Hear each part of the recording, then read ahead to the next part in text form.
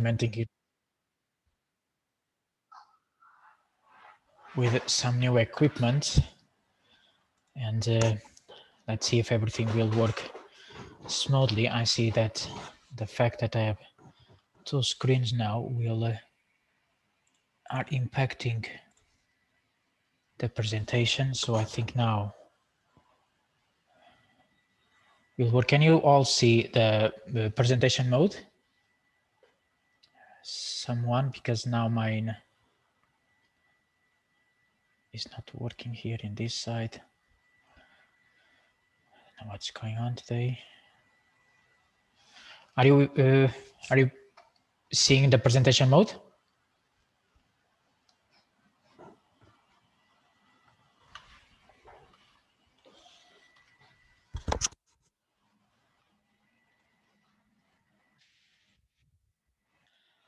Okay, I have a problem here. What's the problem here? Sorry about this. I have to switch this again because I'm not able to.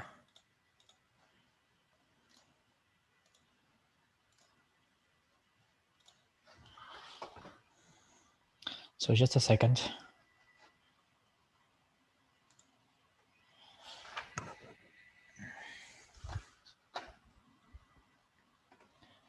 Because I'm not being able to listen to you, and I don't know why this is happening.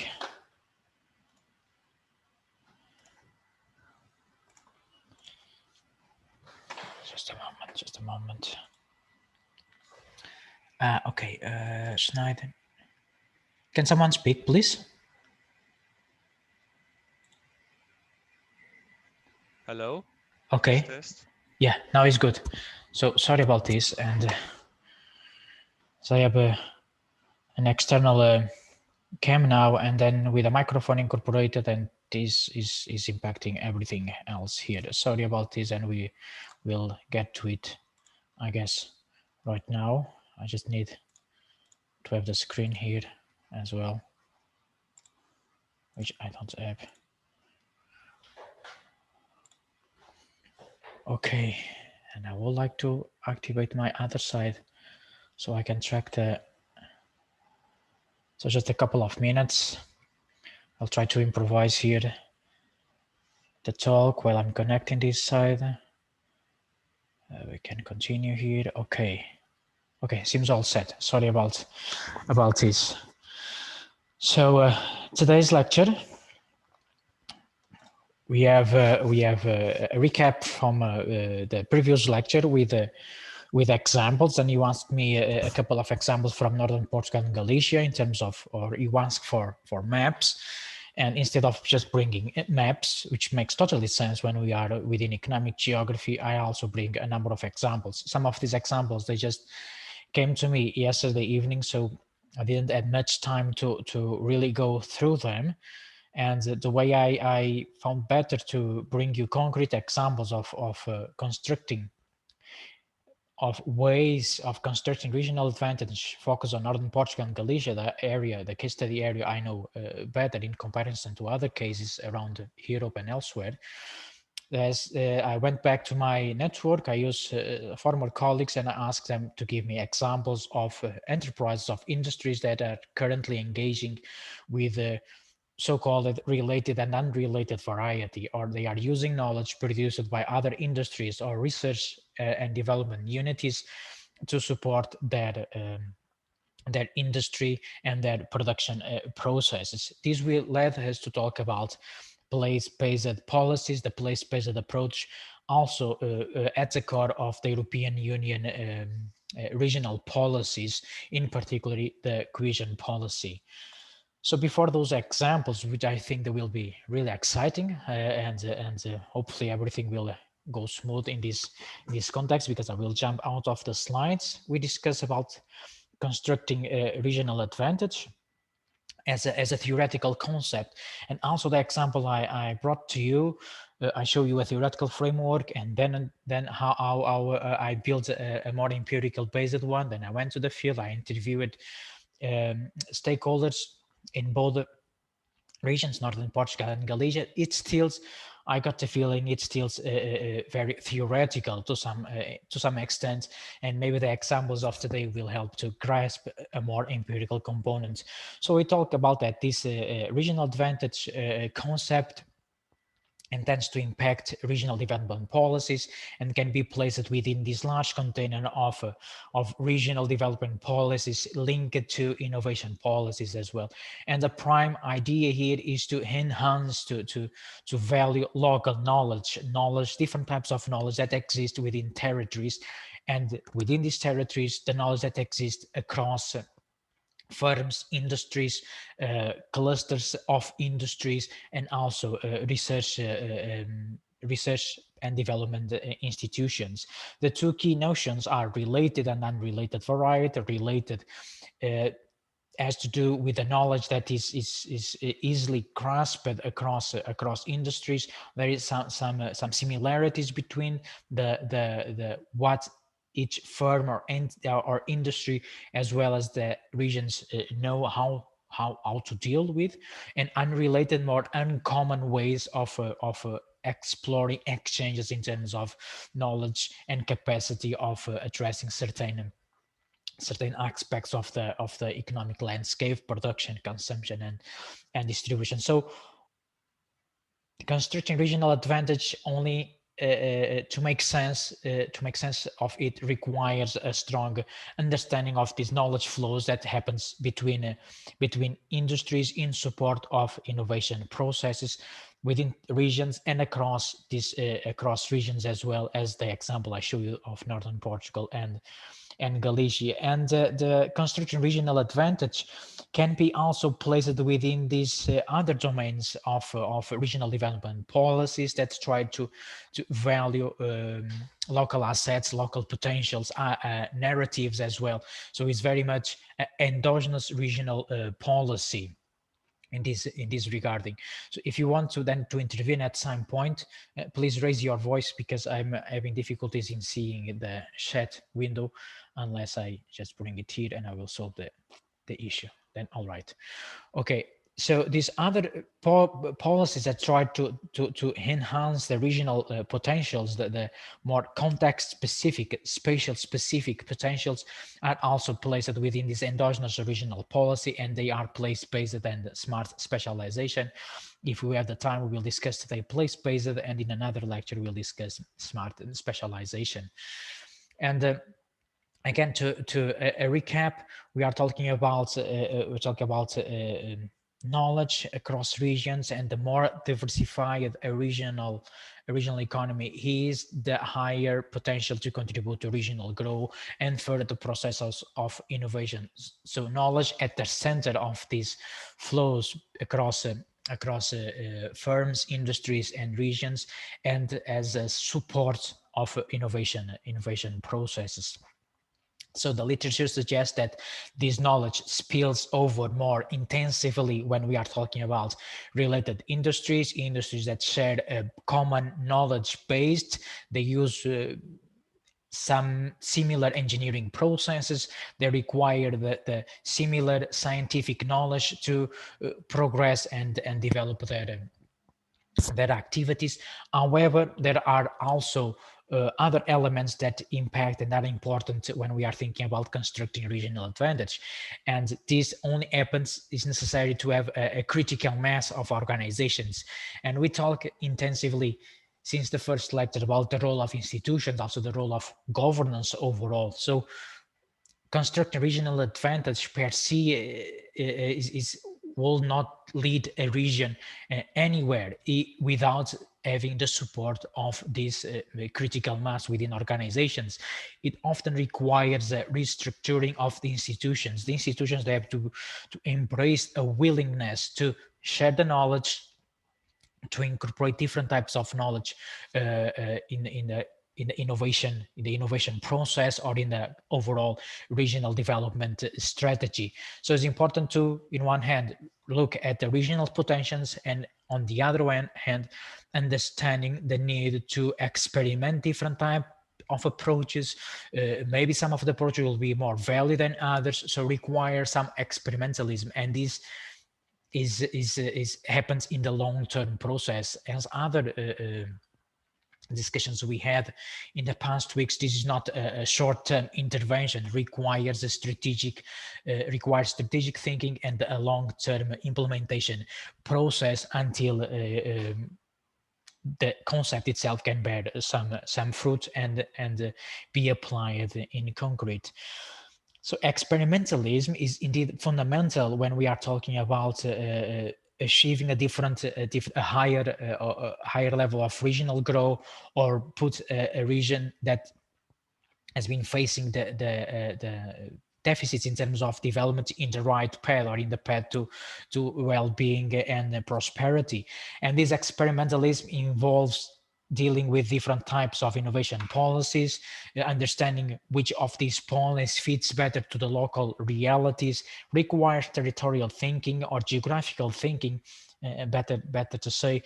That means understanding the local needs, which is essential in these three main regional policies: constructing regional advantage, place-based and smart specialization, and look in concrete to the assets and narratives that exist in one territory. And I show you this diagram, this framework, an empirical based framework that results first from a theoretical one.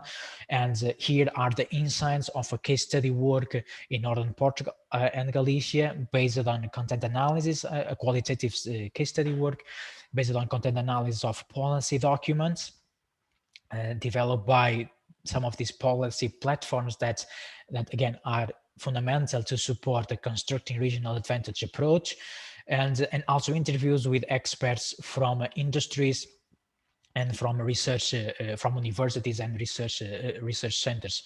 So, and I try to summarize in this diagram potential ways in which Northern Portugal and Galicia can explore knowledge more related within the same type of industries, and also across industries, sometimes in a way that it doesn't sound very reasonable or with high practicability, or with a high potential to be implemented in reality. But we'll see some of the examples that illustrate this in a better way. And with the end, I bring together the different types of knowledge that the literature within constructing regional advantage points out, and the need to have this cooperation and support the knowledge flows involving different type of entities based in both sides of the region. And combining all these structures in terms of exchanging knowledge, the different types of knowledge that exist in the region, and the role of the policy platforms will pave the way to constructing a regional advantage in this cross-border European region, Northern Portugal and Galicia, and also eventually will lead to boost the regional identity of belonging to a common territory, to a common area, which is important also in the innovation processes that can boost entrepreneurship, can even help to develop new paths within the same industries or across industries if the communities feel attached to the region. So talking about common ways of seeking a development path can boost this regional identity, and then help to position the region as a common territory in the competitiveness arena in the global scale. So a couple of examples to see if we can disentangle this a little better. So I couldn't find case studies from the literature underlying examples of related and unrelated variety in Galicia and Northern Portugal in terms of mapping. So I developed here a different approach, and let's see how it will work. So I'll give you a couple of examples from this European region. Northern Portugal here is at the sub-regional levels. Northern Portugal is divided in regions: North, Center, Lisbon, and the Tejo River Valley, Alentejo and Algarve, but they don't have there is no regional government. The decision making is decentralized in the central government and then in the municipalities. Recently, and I mean last year and the beginning of this year, a number of policies tend to are aimed at giving more decision-making capacity to the municipalities in terms of education, for example, and management of essential services within the municipalities, but not at the regional level. The discussion about regionalism or creating regions similar to those that exist in Spain is still ongoing and will require a referendum at some point, I believe. In comparison to Spain, we are talking about a country divided in autonomous communities, regions. They have a strong decision-making capacity and also founding mechanisms to support a more endogenous development. They still need to hear and to consult the central government in specific matters, but the regions, and here in this case the autonomous community of Galicia, composed of these 4 sub-regions, they detain a stronger decision-making capacity in comparison to northern Portugal. This impacts somehow what they can do in terms of cooperation and taking advantage of the local potentials and the local knowledge. So before entering here in the exercise that will take us to the region, would you like to make to pose any question at this stage? So then, if not, we'll do a new exercise here, and let's see if this will work fine with what I have at the moment. Okay, now you are not able to see the screen, which I have to again activate it. So you don't have that presentation mode, but that's all right. I will keep it sharing the screen. And the goal of this exercise now is to show you the location, to bring you some of the geographical dimension to the lecture. So I'll show you the location of Porto, Braga, the main cities in northern Portugal, the Atlantic area, which is important to understand the examples further on, and a couple of cities also in Galicia. And now I need to go to the browser here, and I have to switch the way the screen is shared, I guess. You are not yet seeing what I'm seeing here. And okay, this will work now. Okay, you are seeing now the Google Earth loading, right? Yes. Yes. Okay, so let's see now. So this is why I could just bring a copy and paste of maps, but I decided to do something different. The speed of your internet will impact the way you see the map. Let's wait a little bit. So let's first position ourselves in northern Germany, in Kiel, for example, and then let's take a virtual trip, as we can't really at the moment travel there. And let's fly to first the Iberian Peninsula here, Spain and Portugal. You probably all know this, and maybe less known, the northern Portugal region, from the Atlantic coast to the border with Spain, and then all these northern parts of Spain to focus on the Galicia province. So we have the Portuguese capital, Lisbon, and the second largest city of the country, Porto, followed by the third largest, Braga, and Guimarães next, and with the largest coastal city in the northern part, Viana do Castelo. And in terms of industrial development, this core area between the hinterland of Porto, that some of you probably know, maybe will travel there at some point, or if you take a flight if you decide to visit somewhere in Portugal, you probably take a flight to Porto. The train connections are still very weak across the border. They are getting stronger within the country.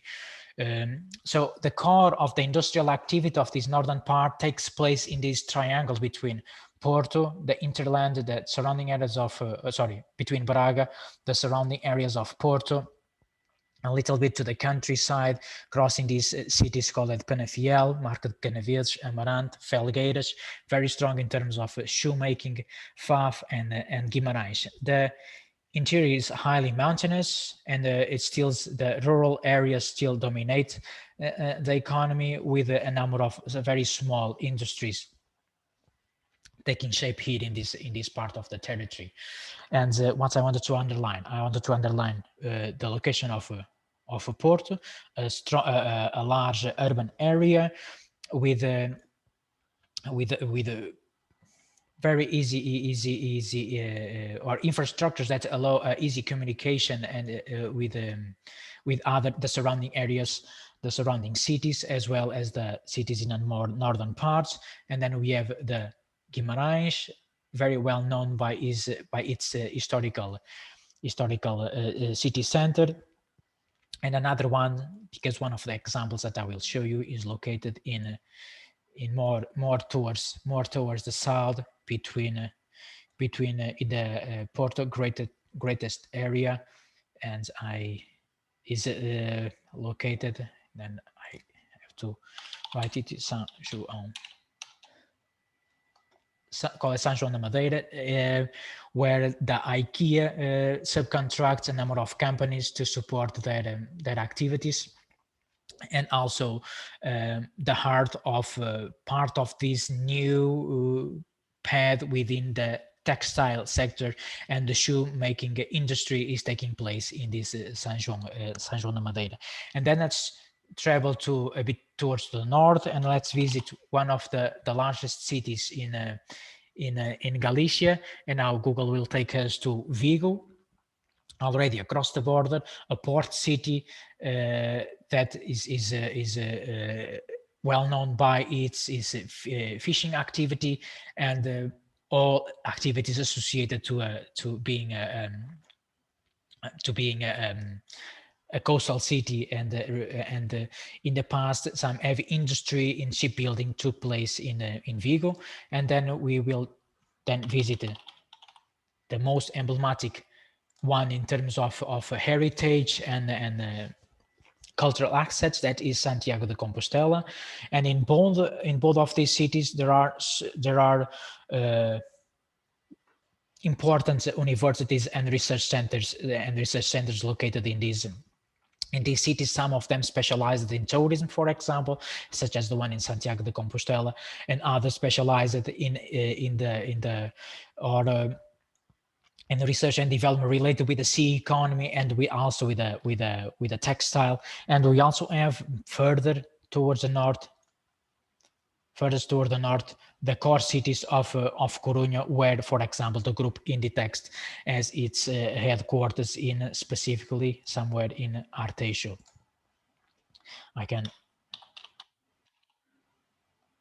So the group of Zara, Massimo Dutti, they have the headquarters in this. Well, actually, I failed. Is in the exact location. They have the headquarters in this municipality in the northern part of Galicia. So this is in terms of mapping. That's what I have to show to you. And then let's see now through the examples. If we then I switch the screen now to the PowerPoint. Okay, the PowerPoint is there. Let's put this in the full screen. It comes, okay. So that's the location of the case studies. And what you have to understand that, okay, we are talking about economic geography. I should focus on economic activities per se, but we cannot just go dive deep in terms of economic activity without understanding what is going on in terms of cooperation across different sectors.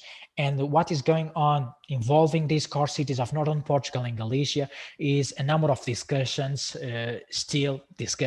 and studies focus on different kind of domains of society. If you think about as a geographers as well, not only focus on economic activities, but also focus on sustainable development, of course, a core topic across the world. And they are also very much, all these discussions and studies focus on the development of tourism, of how tourism service can cooperate not only involving the main cities, but also small communities towards the countryside. And then all the discussions discussions and studies and documents focus on enhancing the regional competitiveness, the resilience of this region and the cities cities as a whole. And also some of the discussions recently go more towards development of sustainable modes of transportation. They are very well connected through highways, and the train connection is still very weak. There are now a number of studies suggesting that there is potential to strengthen the communication, the train connection between, for example, Porto, Vigo, and further on to Santiago de Compostela.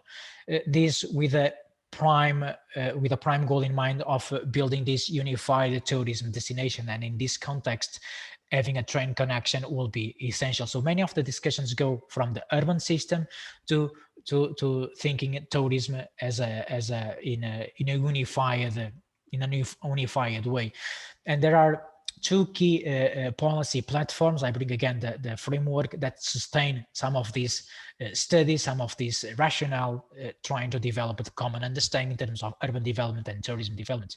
One is this Eixo Atlantic, a formal entity supported by the Interregional Development Program from the European Union, focused on Spain and Portugal. Do you show any new slides? Did you show any new slides? I think we can't see the... No, you can't. Yeah, I see. Oh, sorry. I'm showing, yes, I'm showing the slide. So what is going on here today? Ah, I see. That's my mistake. I have to go to that side. I have to swap it again. And now you are you are seeing the one. Did you? Okay, after the map, I came to this one in which I discuss about the different areas of cooperation and knowledge exchange. Okay. The cross-border urban system focus on tourism and sustainable development. And then I went to enhancing these policy platforms, the Eixo Atlantic, and so-called, I will translate as a task force for Galician and Northern Portugal, supported also by the Interreg program from the European Union, focus on developing this critical mass within the urban system, strengthening the capacity of the cities in both sides of the border, and also strengthening the tourism capacity of the region as a whole. So that's the essence of these programs. Example. One of the examples, the most emblematic one, and maybe some of you are familiar, is the so-called the way of San James or Camino de Santiago. There are different ways that takes you to Santiago de Compostela, and then most of the cooperation, because this plays a role, as I underline here in this slide, it plays a role in regional development and in the socio and supporting the social and economic development of local communities along this path. This is a fundamental asset of Portugal and Spain, and then of Northern Portugal and Galicia is a fundamental asset for these smaller communities, primarily in Galicia. And there are a lot of cooperation protocols between both sides of between the institutions in charge in both sides of the Iberian Peninsula to strengthen this Caminho de Santiago. Primarily focus on the Portuguese way, the red line you see this side, that's the coast path, and the interior path. You can start anywhere you want along the way. You can start in Porto, and these signs will guide you. If you walk, if you ride a mountain bicycle, will take you to Santiago de Compostela. There's a traditional, and which I will not go into detail of how this way came to be, what it is these days. The most well-known is the Camino Francés, the one that comes from France towards all northern parts of Spain and crosses in very, very emblematic cities with Roman heritage, such as Astorga, a former capital of the Roman Empire, as well as Braga Augusta from the Roman period. So all these core cities are within or along this path. So there are a number of common projects from Portuguese entities and Galician entities to develop information to improve the pad itself in terms of infrastructures, or by providing information in different types of language. So they use the embedded knowledge, more tacit knowledge, not knowledge coming from research and development entities, to support an important economic activity for the region, that is tourism related with the Caminho de Santiago, which is somehow a more, we can call it a more sustainable way of exploring a destination, and can also be theorized in terms of this new concept of slow innovation, and the slow activities that take place within this slow innovation concept.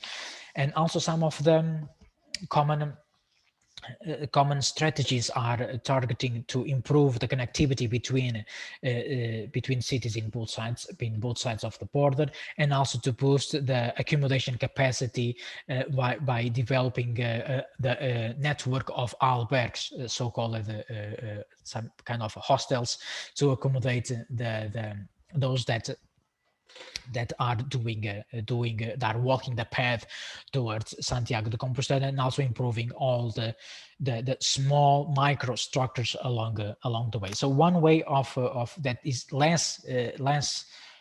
less economic geographies. We are not focused in a heavy industry here, but is also important for the development of local communities. This tourism activity that takes place along the way of San James coming into Santiago. So do you have any questions at this stage before I enter the more economic geography domain here? Okay, so if not, we will have another exercise, which let me see if I can do this in a more professional way. And that is going back to my Google Earth. Okay. Yep, is working, but now I don't see it. That's a problem. So I have to go to this side here. And the idea I have written here, as I want to show you the examples I will bring next. So I will focus on this international nanotechnology lab located in Braga, in northern Portugal. All these research is loading in your side, I think.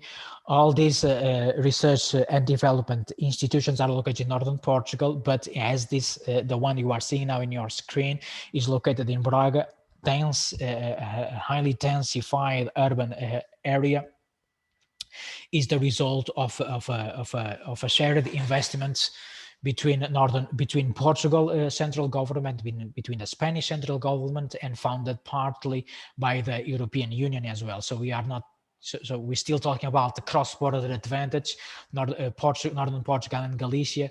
And although this one is located in one specific city, northern Portugal, the founding is all the strategy is a collective strategy, and the vision that exists is a collective vision developed by both countries.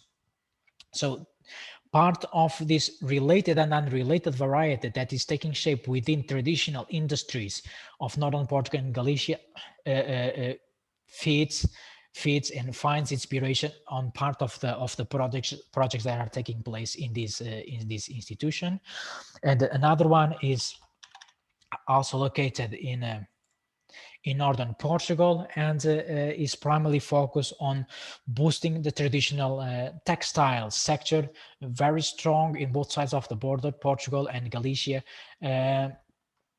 And the work they are doing in this also nanotechnology center focus on the textile is also a number of projects and also common. So they have funding from Portugal and funding from Spain and from the European Union, as the examples will show. And this one, CTEV and Center, they are located in the same industrial area. They one hosts the textile cluster of Portugal, and builds strong knowledge flows between the nanotechnology center in Braga and the nanotechnology center that is older than the one in Braga that exists, but specifically focus on the textile sector. And then next we have I have to switch again to the slides. Let's see if I don't fail at the moment. Yep. Okay. So maps, that's what I have to, what I had to show you. Okay, this is going well now. And all this knowledge exchange related and unrelated variety, let's put it with the concept we are exploring here, takes shape across these clusters that exist in northern Portugal and Galicia. Some of them are focused in the food sector, as the case in this one in here I'm pointing out in Galicia. There is also one focus on the enhancing the wine sector, other focus on the aggregating the value from sea related activities, the cluster of the sea economy. There are in both regions. There is a cluster focused on the textile, one in Portugal, another one in Galicia, and the one in Galicia, by taking advantage of the Atlantic coast, there one specifically focused on the fish farming or aquaculture. So all these exchanges and knowledge flows occur across or involving these clusters, and these research centers, the INL in Braga or the CITEV in Famalicão and other cities, southern part of Braga, they play a role in the innovation process that fits this part of these clusters. In the case of the INL, is specifically focused on more on the food sector, and the CITEB is only and specifically focused on the textile. Let's focus a little bit on the example from this CITEB, the cluster, the textile sector. So this involves small and medium-sized enterprises, also large companies in cooperation with research organizations. So hopefully this will now give some sense to what I've been discussing earlier in terms of the knowledge exchange between industries and the research centers. So this takes, within this cluster, we can grasp the meaning of related and unrelated variety. So the cluster that is composed by private sectors, by 10 large companies which contribute largely to the GDP of the region, they have a strong linkage with development centers and try to do what? They try to develop new products, they try to develop new prototypes for production, supporting production process, or coming with final products. And they also have a number of carrying out a number of studies trying to understand the applicability and the implementation potential of these prototypes developed at the center. And the center responds to the private sectors, and the private sectors demand from the center a constant research within new ways of responding to the market. And there is also exchange in terms of our staff or know-how with universities in the region. And they are focused in the core element of constructing regional advantage, in boosting, in taking advantage, in enhancing the potentials of the region.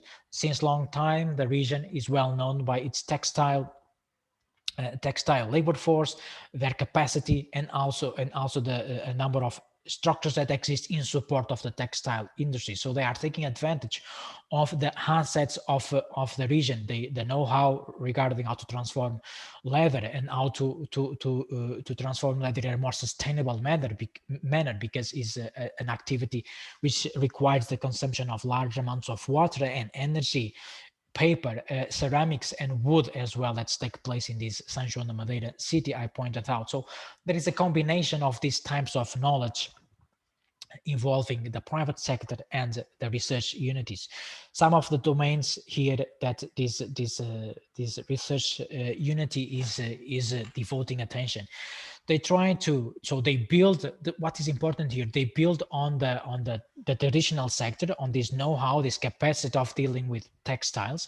And then they try to integrate new technologies. They try to integrate, for example, nanomaterials. They try to improve what we wear on daily basis, and what some specific activities, firefighters, army, what they wear every day. They try to improve the final product.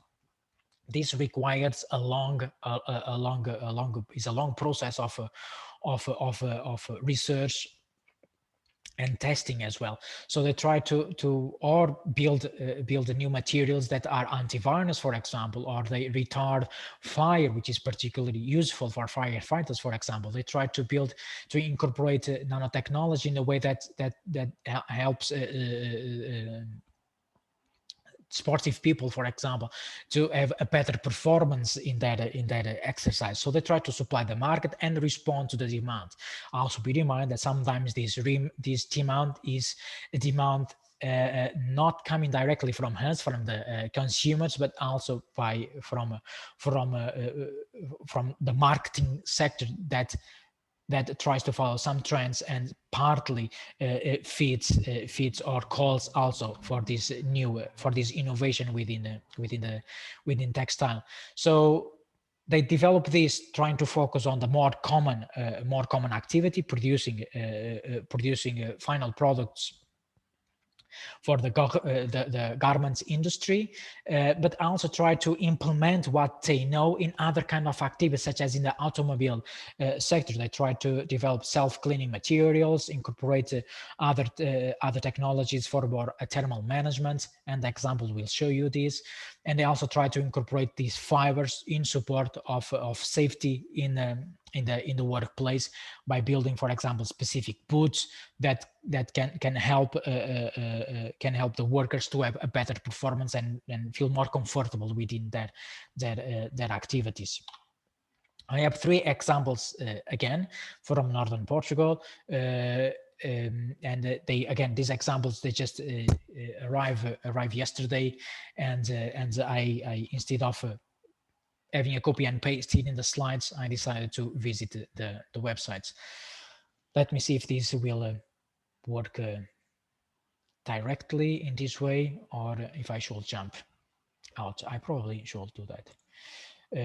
Go again to my browser, share the browser there, and the first one I have is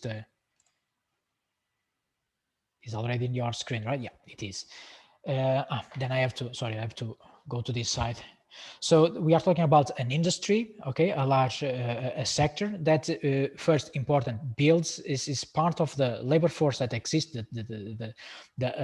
From the administration to the less qualified workforce, they all have experience in dealing with this traditional textile, and they are developing different types of approach to the sector, and they have trying to they are now using their knowledge in terms of textile and apply it to the automobile sector, and they incorporate again different types of technology that improves elements that are very, very, very specific from the textile, not to produce shirts, t-shirts, blazers, whatever, but to feed an unexpected industry, that is the automobile. So there's a number of unrelated knowledge exchange between the research that is taking place within this ERT in cooperation with other research centers and an unrelated industry such as the automobile. In this case, they supply, as you can see, they supply the door panel of the BMW CD8. Sorry for what I'm doing here, but I don't have much other way of doing this. So they are supplying the BMW CD8 in terms of door panel, in terms of improving the sewing of the seats. And now I don't see I can jump to the other example. They are also supplying the Opel, and in terms of materials for the middle console of this car, and they are also supplying the Peugeot, also within the using of leather cutting. So they have, this is a very, very popular activity in the industry in northern Portugal, dealing with leather. So they try to develop mechanisms to supply the automobile sector, and they also have a cooperation with the Mercedes to supply parts of the interiors of this module of this car. So this one example that incorporates, that uses this related and unrelated variety in support of their activity. So they have their own innovation center and a strong innovation approach. They have cooperation with clusters, the automobile cluster and the textile cluster. And what I want to underline here, they all receive funding from the European Union through Portugal 2020, the strategy that each member state needs to develop it to be able to receive funding from the different funding mechanisms from the European Union. A new package is now currently being studied, targeting 2027 from the European Union. So they have a different cooperations across activities. The locations is in northern Portugal, and they have offices in other parts as well. Then the second example is in Guimarães, this heritage city in northern Portugal, and is more focused on another activity, more focus on the shoemaking processes. For example, I open one here and another one here, more focus on supplying high risk professions. And you already see that I jumped to another one. So they try to implement know-how regarding shoemaking and trying to improve the final products of boots, of working boots, primarily for different kind of activities, for firefighters, for example, for the army. And they supply here the Portuguese army. That's one of the boots that is currently being used by Exército, by the by the ground force of Portugal. And also more common shoes. They are anti-slippery, or they have some technology that makes the walking more comfortable or more adapted to some specificities of the customers. And again, they have synergies with this CTEV, the research center I pointed you before, and also in the upper part of the page, you see that they also receive funding from the European Union. And when I'm talking about this funding from the European Union, this is very much related with the core cohesion policy of the European Union. And I mentioned to you that constructive regional advantage, place-based approach, and the smart specialization, they all feed the European Union regional development policies, and they have specific funding mechanisms to support innovation across. And the final example located, and the particularity I found in this Lavoro, I didn't have, again, much time to explore, and they have an office in Guimarães. And they also have an office in the rural area, so they try also to develop synergies and probably respond to the needs of the German market in terms of specialized shoes, or high-tech shoes for specific activities. They don't deal with sportive material, but more shows towards professions. And we have the final example is focused in another kind of industry, is the a joint venture, a cooperation within business between the company itself, the Nomad Digital, a private entity, and the Portuguese railway. And they also they have been developing through a long process of incorporating research and development within their process, and now they have established protocols with Deutsche Bahn, for example. For some specific sectors, they have also cooperation with a Spanish train company, Renf, and they are now a certified company for some specific activities. And how they work, which I found interesting, they have a couple of examples in this. A couple of examples, if I find them here. Okay, research and development projects, funding again by the European Union, and what I found interesting is that, for example, let's focus on the DB Cargo. The DB Cargo proposed them to develop the diagnostic-based information. So they placed this in a way that they take this as a challenge. So the DB came to them and asked for this specific intervention, and then they use the research and developments, related and unrelated knowledge involving these different research units in northern Portugal, and they respond to the customer by supplying a new a new system to support this diagnostic-based information in the 90 locomotives of the DB, and they cooperate with the Portuguese Railway, and then with the list of projects, they also cooperate with Amtrak in the United States, with the Norwegian trains.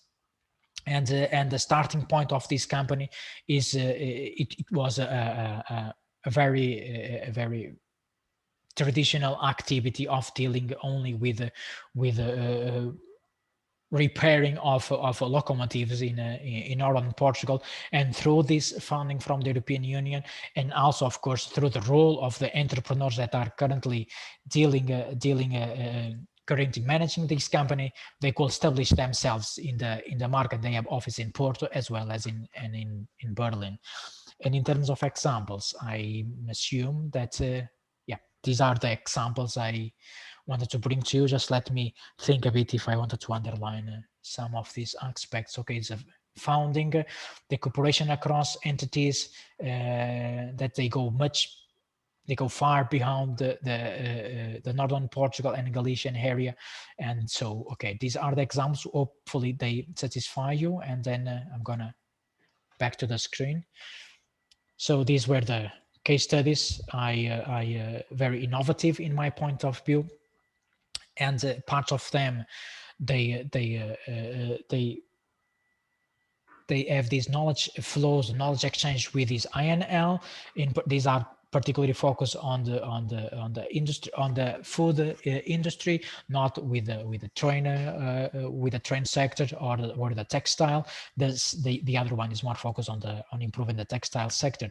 And the role of the INL is primarily to boost the regional potentials of northern Portugal, Galicia, regarding the use of renewable resources and incorporate them in the diets. There are endless projects, I will say, if you visit the INL page, and I just pointed out here those that are inter-regional, so they are involved in northern Portugal and Galicia. Some of them they already finished. Others they are ongoing. Again, nothing. These are only possible because of the funding coming from the European Union, the Interreg Atlantic area, or the specific one for Spain and Portugal. One is specifically focused on enhancing the algae, a phenomenon that happens very often in the northern Portuguese and Galician coast, that these algae, by natural processes, they arrive at the beach and they are collected and currently incorporated or in food or for cosmetics. And this is the research in this regarding is currently taking place in this INL. Others is simply to value the nanotechnology in northern Portugal and Galicia. The recent one, as you see clearly, the synergies that exist in terms of knowledge between PT, means Portuguese entities, and the Spanish entities, with the goal of improving an industry that is particularly important to regional development of Galicia, that is aquaculture or fishing industry. That's this regarding the production of fish and fish and shellfish and other aquatic plants to supply the market or for human consumption as well. The idea is to improve through nanotechnologies all these final products. That is the goal, always to try to deliver real samples to the industry. And in this particular case, the goal is try to improve the production process and distribution of fish in both sides, in Portugal and Galicia. But this activity is particularly strong in Galicia. Here is only one example in the utmost northern part of Galicia, in the province of Coruña. So from research and development to our table, and then to the market. And again, all of this, for this to happen, these case studies, although many of them, they are the result of a strong willingness of entrepreneurs to embrace the challenges and embrace and implement innovation process within their activities, is very much the result of founding mechanisms that exist within the European Union, and for them to be able to to apply for this funding, they have to comply with a number of rules and follow legislation, and they have to present a solid project to be able to receive funding from the European Union. And these knowledge flows and innovation processes, they are consolidated in strategic documents that are also required by the European Union to the member states. We have Northern Portugal 2020, and they are working on another document towards 2027, and very much feeding on the European Green Deal strategic guidelines. So, well, I spent quite a lot of time in these examples, but I think they are hopefully you found them also useful. Do you have any question at this stage? And I have my apologies for this, between a bit of mess in exchanging the slides. Any question?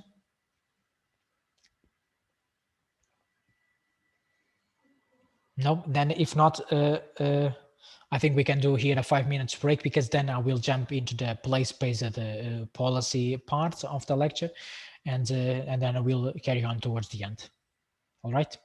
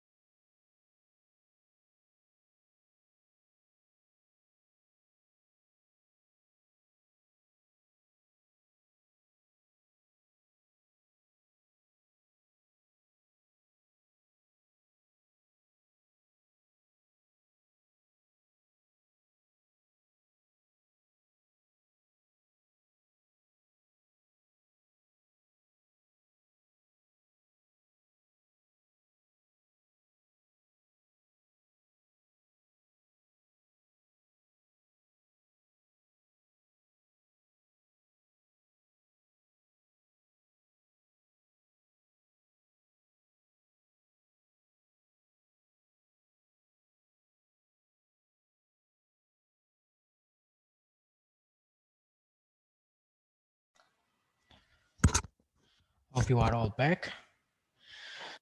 So, did you find these examples useful or more confusing, or they didn't really help you to grasp the related and unrelated ideas?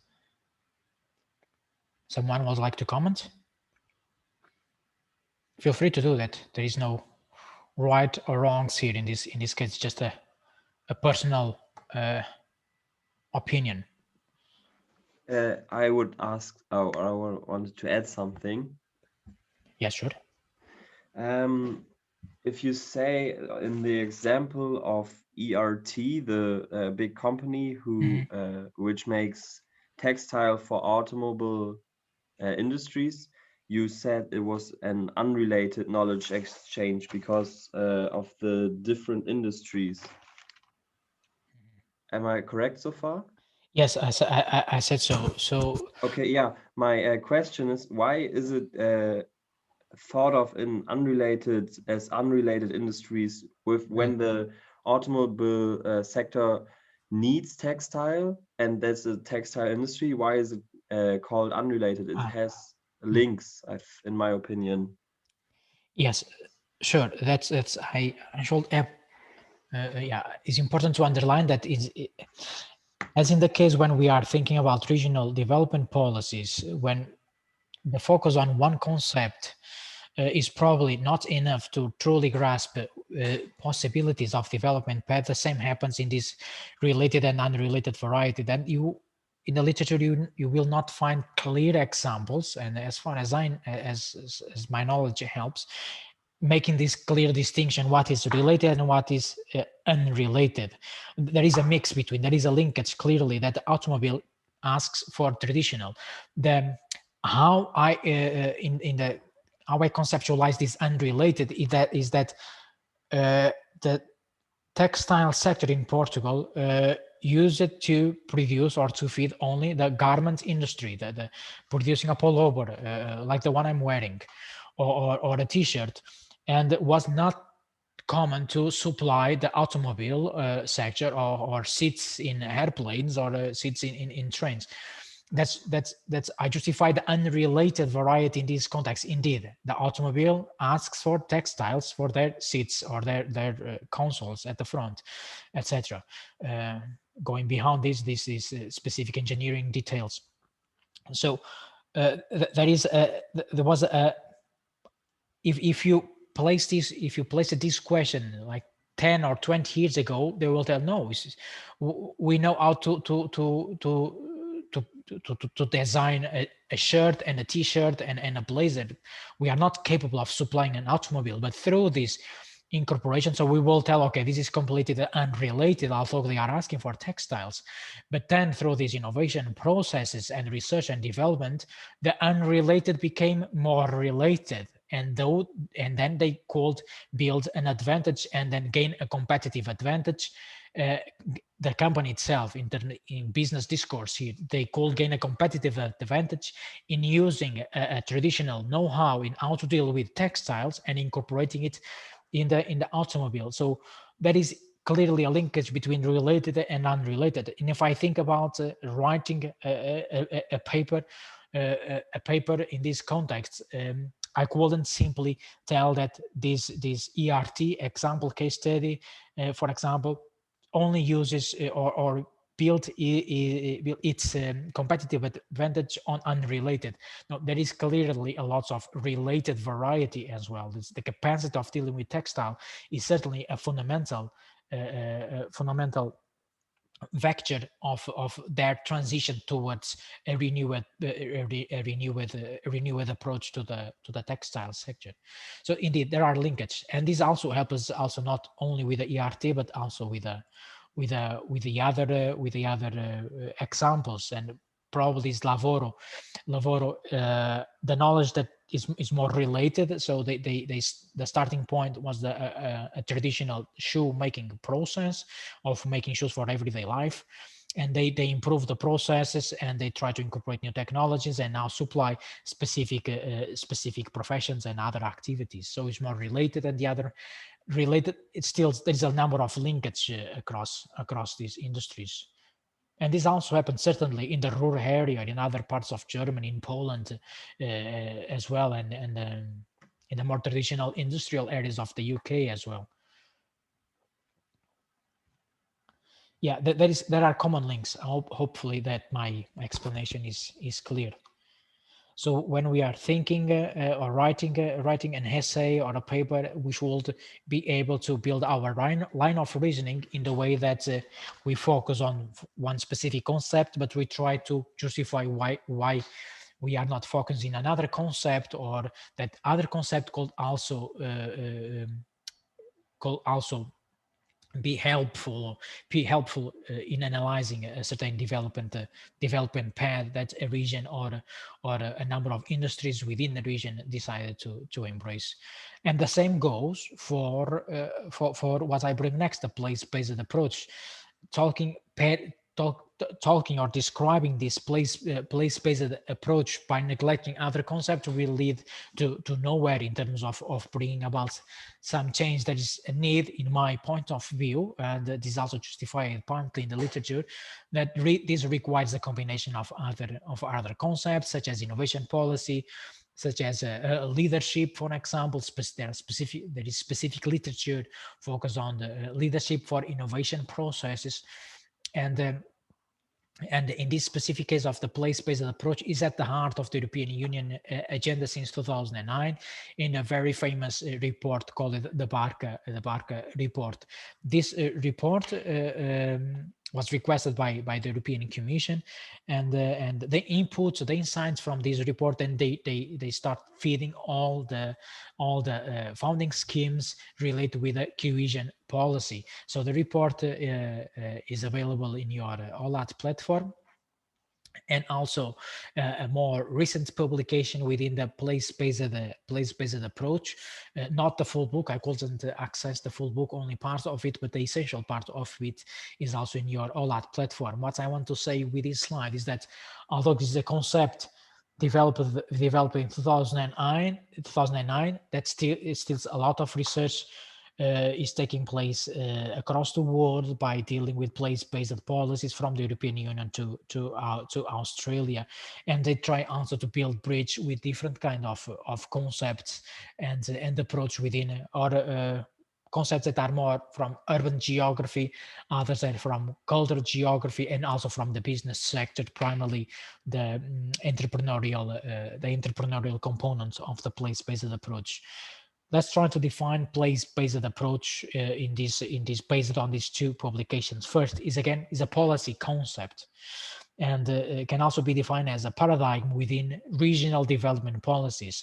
So within the discussion of economic geography, you already understood probably that we talk about this meso, macro, and micro level of analysis. So you have the meso, the cluster industry, you have the micro, you have the firm level, and you have the macro level.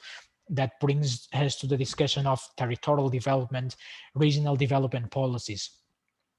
And these concepts of the one before, construction, regional advantage, place-based, and the one that will come next, smart specialization, they are very much focused on this macro level within the economic geography. So we focus on more on regional development policies rather than on firm or industries, but both are fundamentally they are both pillars of a regional development policy. The goal of the place-based since 2009 till today is to reduce these inefficiencies within a region that result in low income and places regions with a below an average of growth, for example. And the other goal is trying to avoid, to counteract social exclusion processes, and how the place-based, the rationale of the place-based, that this can be achieved by focus specifically on the qualities of places. So it's the core idea is that a place-based should build its strengths on the potentials of a region, of a local community. Again, you can ask, and this totally makes sense to, if you ask me, so what's the big difference between constructing regional advantage and place-based?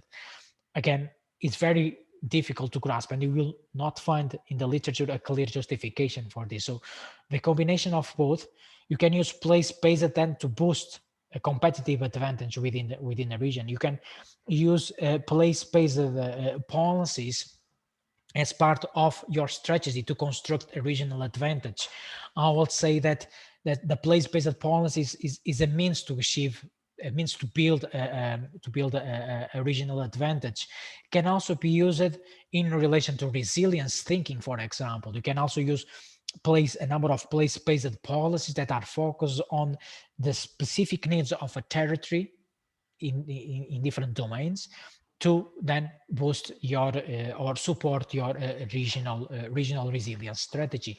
So I in my viewpoint, based on these sources and the literature specific focus on place-based, I define the place-based as a means to achieve something else, to support regional development, to construct a regional advantage, to support regional resilience strategies. So in this context, we have also the way that place-based policies are applied in practice goes from trying to support the income generation by supporting employability, for example, supporting the distribution of wealth, as well as reinforcing quality of life and well-being. There are regions applying place-based policies in different domains, and you will see with the examples next. A couple of heavy slides in this context try to justify why a place-based approach. This is very much also related with the concepts that we talked about, path dependence and lock-ins. So then this idea of place-based that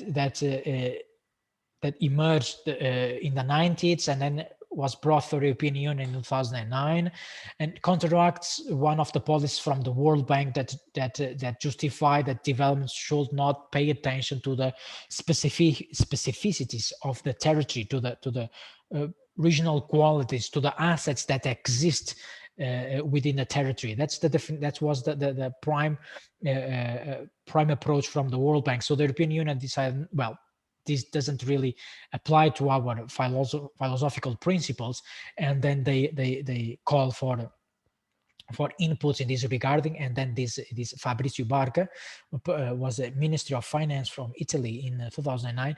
Then in cooperation with many other researchers developed this place-based approach applied to the European Union cohesion policy, with the intention to overcome the traps of this vicious cycle of inefficiency and socially exclusion that traditional regional development policies were placing some of the regions. So some of the policies, they start failing. So there was the need to develop alternative ways of securing and securing development and advancing regions. And the place-based approach primarily focus in improving goods and improving services. But the difference between place-based and other policies, that again is they are tailored to the places, they are tailored to the specific needs, and again they also build on aggregated value of the knowledge that exists within these specific territories. So a place-based approach makes sense when you are talking about a number of firms within a specific location with a specific territory. All right, that then if there is no a spatial dimension, then you probably need to engage with other kind of concepts, not trying to define a place-based approach. A place-based approach requires a specific focus on the assets, the embedded knowledge of one territory, and per se, a place-based approach won't be able to support regional development. It requires a combination of other policies, innovation policies, policies intended to support entrepreneurship as well, and also with the knowledge flows coming from the concepts of related and unrelated variety. The prime goal is to improve the quality of the services within a region, try to boost the productivity of the business sector within a region, and take the advantage of the labor force that exists within this specific region. So now I'm pointing out some of the domain of this place-based approach. Another domain is to improve the public goods, not only the supporting the private sector through innovation, through requalification of the labor force, for example, but also to improve the public goods and services to the point of involving reframing of the way institutions behave. Again, governance is fundamental to implement place-based policies. There is the need to have institutions capable of understanding the meaning of a place-based approach, and having institutions that embrace at the heart this approach, to the sense that they do not neglect the qualities of the place.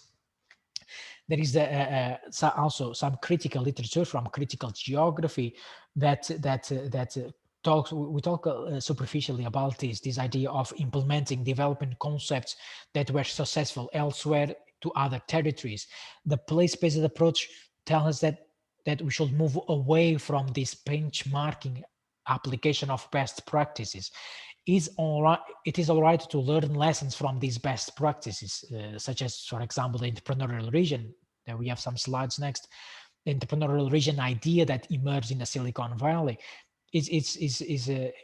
could be effective to learn some lessons, but the place-based approach suggests us that, okay, we learn these lessons from successful cases, but then we try to apply them through the lenses of geography, paying attention to the spatial qualities of these territories. And in many cases, this requires going beyond geography and requires a change in terms of governance arrangements within a territory.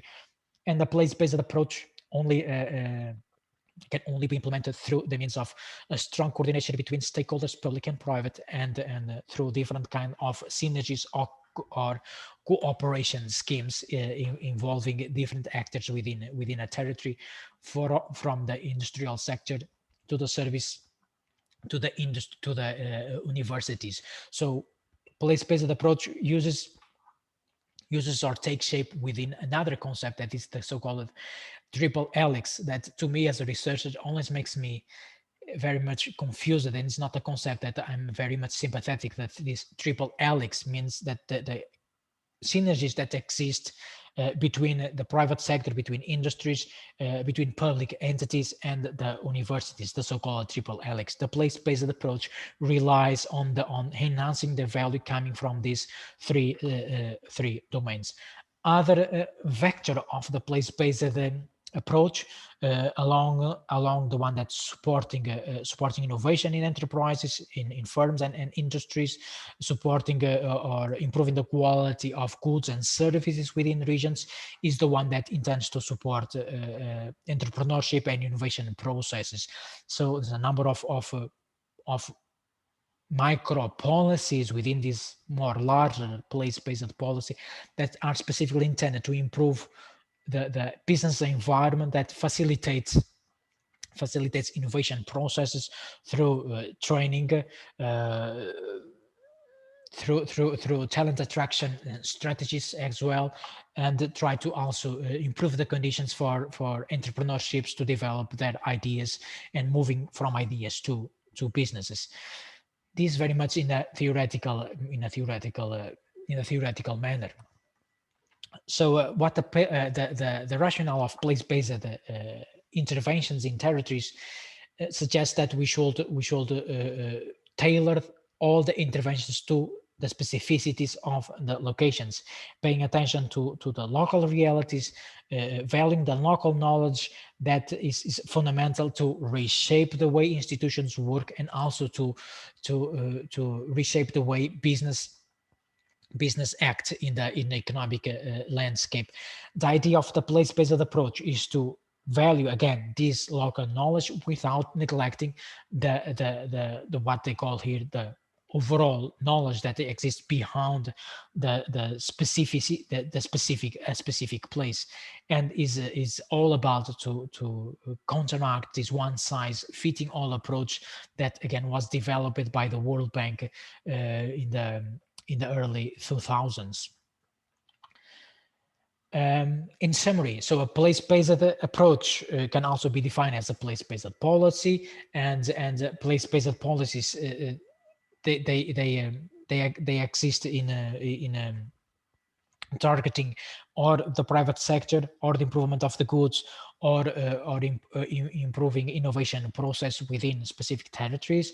Is fundamental to pay attention to the spatial context, because within the place-based policy, what the literature suggests that every territory has potentials, as something to offer. Different opportunities can be explored within these territories that will help to advance the quality of life and well-being of the communities above or that exist within this territory. And also, as a summary, a place-based approach can only exist through the support of government entities, private sector as well. So everything goes within the governance. It's necessary to have a leadership that embraces the policy and pushes the policy forward, and these policies focus on places and local communities' well-being within the places.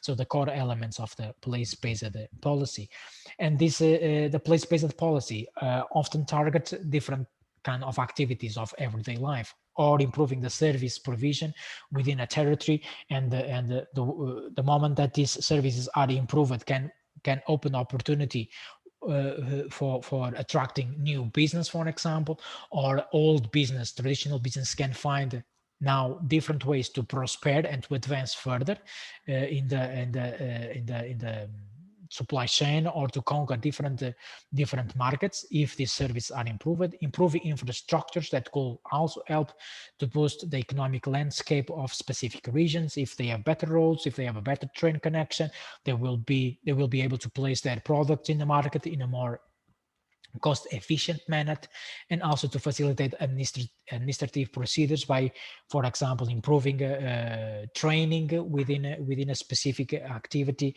facilitate investment attraction, facilitate the attraction of talent for sectors that are still lagging behind in terms of qualified workforce, and it can also give the opportunity for entrepreneurs, or simply those with ideas. Let's not put everything within concepts.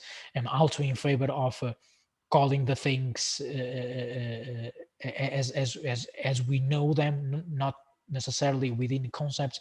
Those that have ideas, they are not necessarily called entrepreneurs, but if they have some administrative support to develop these ideas further, then these ideas can lead to or new paths, new kind of businesses, if not paths. Not all regions need to enter new paths to secure a community well-being and the quality of life. Sometimes small is the best approach, and the place-based approach tells us precisely that the small can often have higher impact in terms of development, a development that is integrative, is sustainable, and also pays attention to the community, to the local needs of the communities.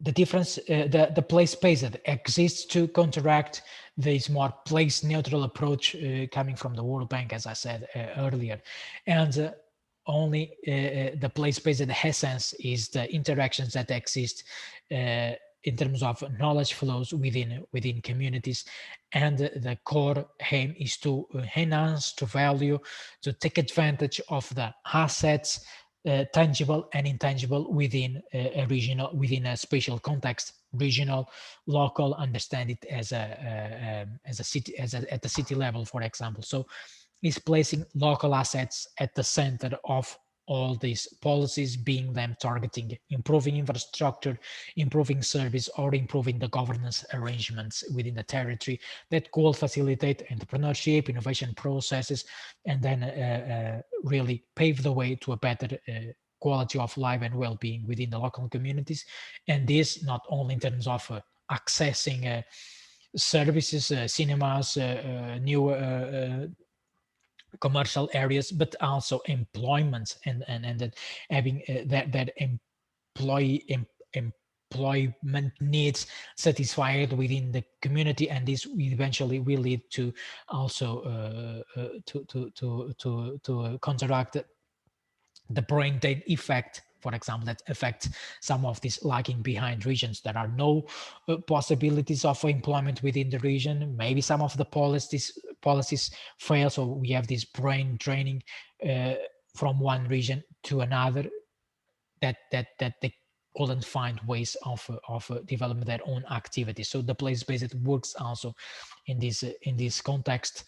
And this place neutral is also called spatially blind. So policies that do not pay attention to the local needs.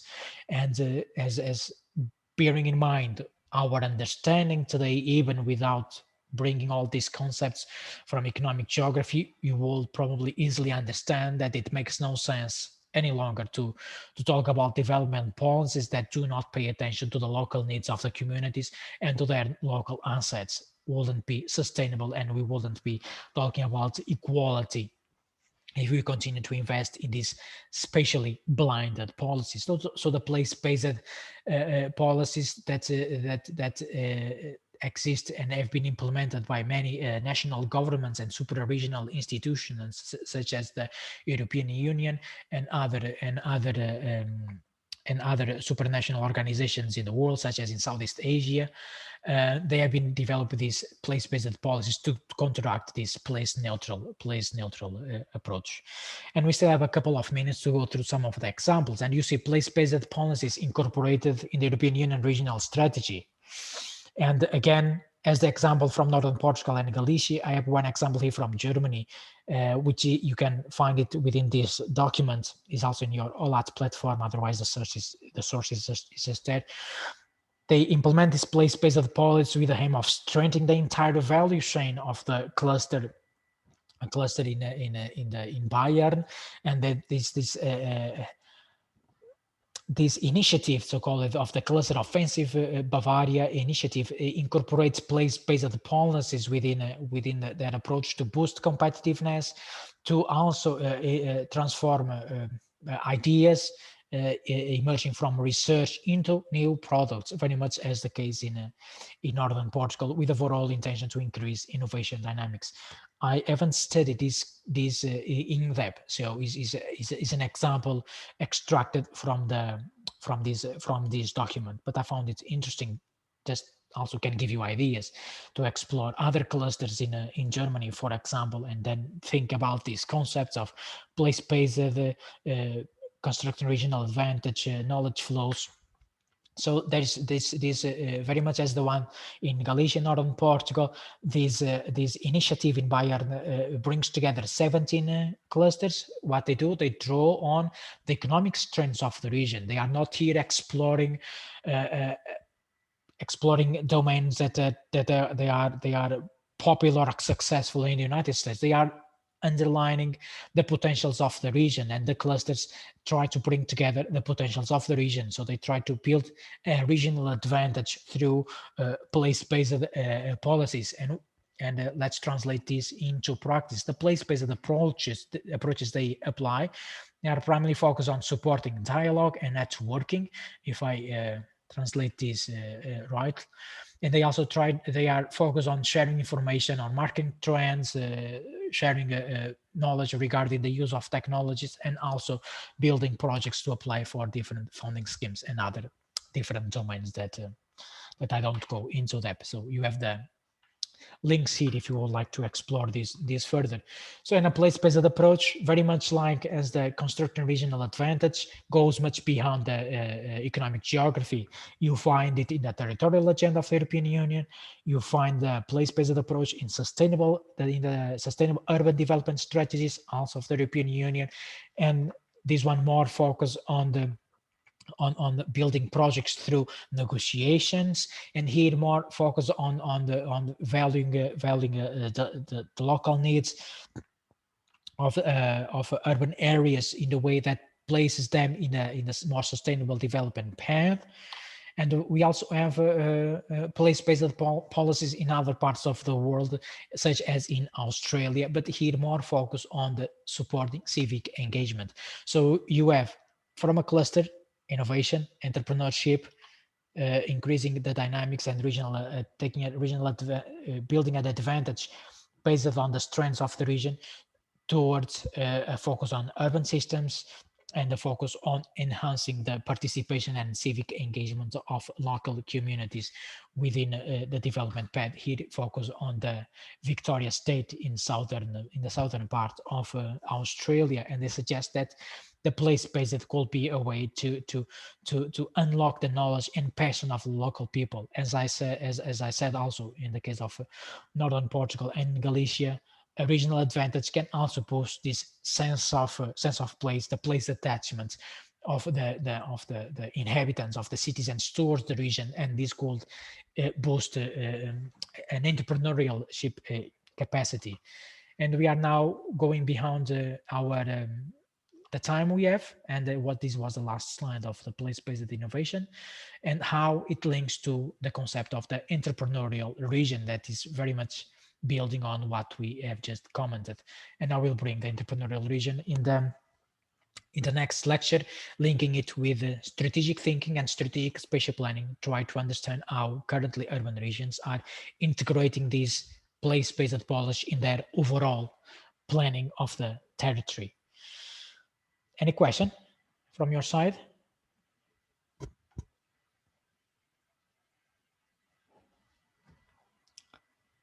So if not, I wish you a good rest of the week. See you on Thursday for the entrepreneurial region and strategic thinking regional development. And my apologies if the first part of the lecture was a bit bumpy with these examples. And yeah, probably next time will be better. We are always learning from the mistakes. So feel free to bring any questions if you have.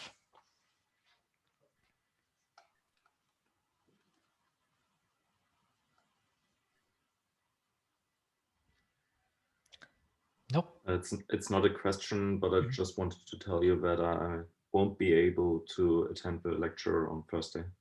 All right, no problem.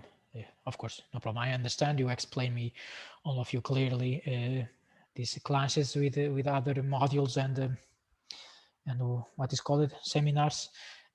So the lecture will be recorded and it will be archived in the Google Drive, so you can watch it later. Just at the end of the examples you gave for the clusters in northern Spain and Portugal, I have one question about it, because like it's the knowledge that is shared by the companies for the clusters. It's also not only based on the industries they have, but also the opportunity to do it with CNC technologies and stuff. And yeah, I think this is a pretty important point on all this Yes. knowledge. Yeah, indeed. In many cases, is building on opportunities. Is also, I talk about experimentalism. I should have also included the taking advantage of the opportunities, and something that you mentioned, it's right, that they take opportunity of the emergence of technologies elsewhere. They were successful elsewhere, and they try to implement based on what they know how to do, their regional potential. But it's also taking advantage of what the European founding, for example, offers. You cannot use European founding for everything you want. There are a number of guidelines to follow. So some of these clusters, indeed, in Galicia and northern Portugal, they indeed build on the regional capacities.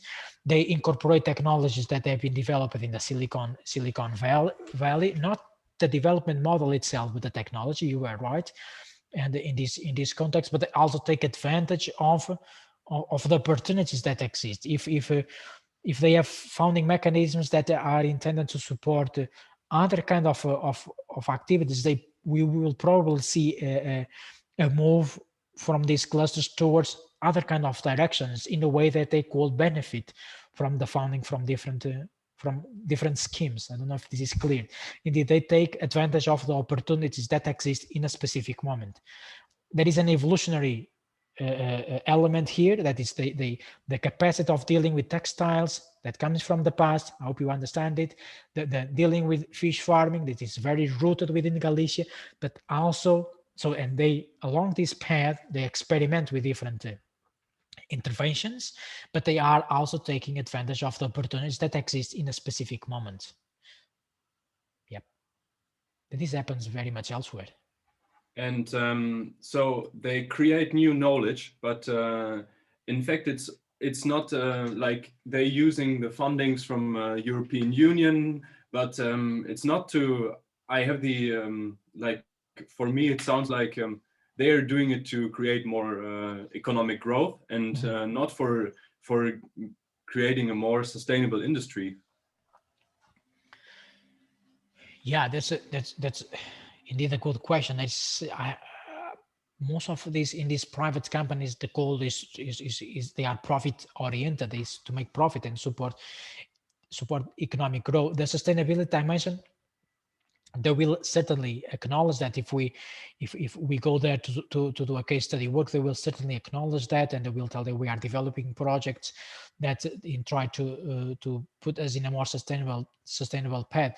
That is another question. I didn't explore that in detail, but that's also an important element. They are incorporating this founding. They are moving towards for profit oriented. The justification here why they receive funding is that they are securing employment. They are supporting employability within the region. So this fulfills a requirement from the European Union in terms of cohesion policy. So we are talking about the lagging behind region. So the the growth indicators are lower than the European average. They still have high unemployment rates. So they receive funding to increase the employment capacity of the region. So they are fulfilling a requirement from the cohesion policy. But then in the end, they are also supporting their profit-making objectives. This is can be approached from a critical point of view, but that's how the system is currently developed. the sustainability component, this involves other kind of schemes, and I'm sure that if we go to this ERT or Lavoro and talk about sustainability, they will tell, well, all our intervention is to use materials in a more effective way. And they start talking about circular economy as well, so incorporating waste in the production process. I haven't explored the sustainability dimension of these case studies, but they certainly have a core, have sustainability also a part of their core interventions. Yeah, thank you. And for the textile industry, there's also from, I know that there's a German guy who's like producing clothing, and he's doing it in Portugal. And actually, he uses the waste of old textile cloth, but they are recutting, and they are recutting it and producing new T-shirts and stuff.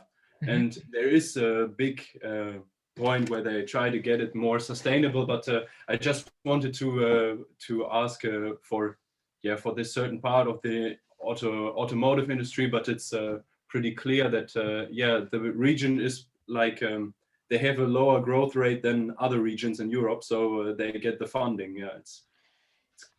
That's the this is going in the more political economy discussions, which I'm not so much familiar with. Is this there are a lot of what's the right word? It's not not everything in this regarding funding schemes apply to the private sector. Not everything makes sense. So in the end, everybody is happy because they are fulfilling, they are supporting the development and growth of the region. There are increased the number of the numbers of employment. Also helps to retain talent. So avoids this brain drain, which I talked about. But on the other hand, there are questions of sustainability, of equity as well, and equality. Indeed, they feed, or they supply, the better word, the automobile sector. The automobile sector is not environmental friendly, although now with recently developments towards the electric or hydrogen, but it's still taking space within our cities. So they still a very unsustainable activity. Yeah, this is one of the countersenses of the European Union funding mechanism that many people debate. On one hand, favors economic growth. On the other hand, can put sustainable development at risk. And they will justify, if you ask this question, the European Commission, they will justify, well, we have other schemes to counteract these other activities in terms of putting them in a sustainable path.